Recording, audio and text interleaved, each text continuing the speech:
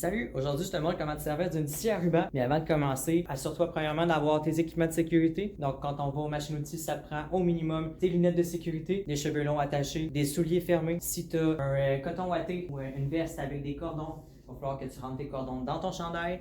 Si tu as des bijoux qui sont pendants, des bagues, des bracelets, colliers, montres, il va falloir que tu les retires aussi, t'assurer qu'il n'y a rien qui puisse être capté par ta machine. Donc, avant de commencer à te parler du fonctionnement, je vais te montrer les différentes parties. C'est pas des choses que tu as besoin de retenir, c'est juste intéressant de pouvoir le voir. C'est tous des réglages que c'est moi, comme TTP, qui va s'occuper, mais je préfère te les montrer pour que tu puisses avoir une vision d'ensemble. On a premièrement une lame sur une scie, évidemment. Donc, la lame, c'est ici. C'est un gros ruban qui est flexible et qui tourne. Les dents sont toujours vers le bas, puisque le sens de rotation de ta lame va toujours être vers en bas. Donc, les boîtiers. Donc, ces boîtiers-là sont toujours barrés. Tu n'y as pas accès.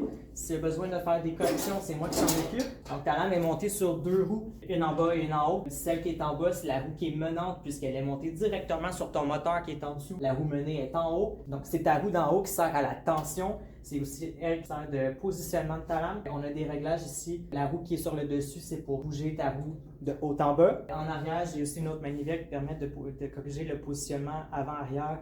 Donc, l'angle de la roue. Chaque roue est montée sur des jantes en caoutchouc. Ça permet, dans le fond, à ce que ta lame ne patine pas, donc qu'elle puisse tourner correctement et qu'elle puisse bien rester en place aussi. On a un protège-lame de ce côté-ci. Je peux monter et descendre. Ce protège-lame-là, il vient se placer juste au-dessus de ta pièce. Ça évite que tu puisses te mettre les doigts dessus, évidemment, mais ça permet aussi un positionnement de ta lame. Sur ton protège-lame, tu as des petites butées ici de chaque côté, puis tu as un petit bearing aussi en arrière qui permet de retenir la lame si elle cherche à aller vers l'arrière. En dessous du plateau, tu as le même principe, donc tu as deux petites butées qui contrôlent la direction de ta lame, puis tu as un petit bearing aussi qui empêche d'aller trop loin vers l'arrière. Le plateau, il se place à différents angles. Ça, c'est moi qui s'occupe du positionnement. Tu peux faire un pivotement avant-arrière, gauche-droite aussi. Nous autres, on le place à 90 degrés, le plus droit possible pour faire nos. Mes scies sont connectés sur des systèmes de collection de poussière, donc il y a un dépoussiéreur qui est connecté dessus. C'est mon gros tuyau gris qui est en arrière, qui est connecté sur mon vent ici. Avant de t'en servir, assure-toi que l'évent est ouvert. Donc, il faut que la petite plaquette soit tirée vers toi pour que l'air puisse passer à travers le tuyau. Si tu t'en sers pas, tu fermes la trappe. La scie est fixe au sol. Dans le fond, le socle ici est ancré dans le sol avec des ancrages. Donc, il n'y a pas moyen que tu partes avec. Ici, j'ai mon boîtier pour l'interrupteur. Donc, le on, c'est le bouton vert. Le off, c'est le bouton rouge. Sur mes machines ici, sur mes scies à ruban, je n'ai pas de bouton d'arrêt d'urgence. Donc, il n'y a pas de bouton que tu dois tirer avant de partir de ta machine. C'est simplement l'interrupteur qui est ici. Donc, ça fait le tour des différentes parties. À cette heure, on va voir comment se servir de la scie à ruban. Donc, une scie à ruban, à quoi ça sert? Ça sert à faire une coupe. Bien évidemment, je peux faire une coupe droite, je peux faire une coupe qui est courbée. La largeur de la lame est relativement courte. Ça me permet une plus grande flexibilité dans le patron de coupe que j'ai besoin de faire. Avant de commencer, premièrement, tu t'assures que ta scie ne fonctionne pas. Si elle n'est pas branchée, tu la branches aussi. Tu t'assures qu'il n'y a rien sur ton plateau. Donc, c'est important que ton plateau soit bien dégagé et que tu le gardes dégagé aussi pendant que tu travailles. Il n'y a toujours qu'une personne qui va travailler sur une machine à la fois. Donc, on s'assure que les gens puissent se faire une bulle et se concentrer sur ce qu'ils font. C'est pas tout le monde qui a la même expérience. Sur les machines-outils, il y en a qui ont besoin de plus de concentration. Donc, on veut pouvoir s'assurer que chacun a le droit à la concentration qu'il a besoin. Comme je disais, tu t'assures que le dépoussiéreur, que l'évent est bien ouvert avant de commencer.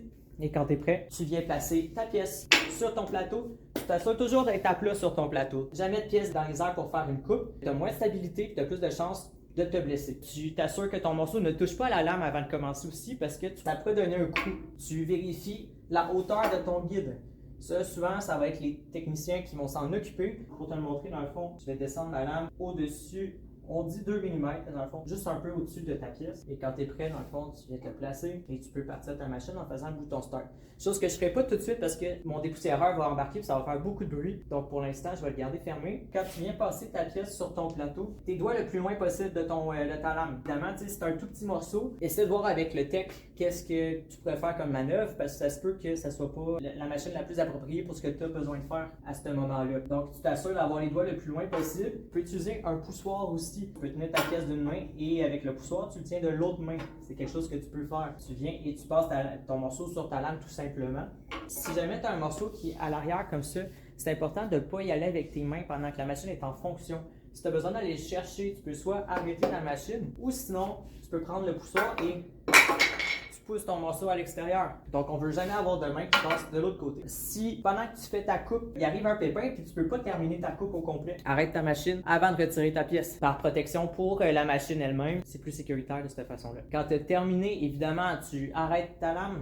Tu es responsable de ta machine. Donc, tu ne quittes pas ton poste de travail tant que ta lame n'est pas complètement arrêtée. Une fois qu'elle est arrêtée, tu peux partir. Et évidemment, tu nettoies aussi ton poste de travail. On a des petits balais, des porte-poussières. Tu passes un coup de balai, s'il te plaît. Ça aide au ménage à la fin du cours. Donc, ça fait le tour pour l'utilisation de la scie à ruban. Maintenant, je vais te faire une petite démonstration de coupe. Donc, c'est parti.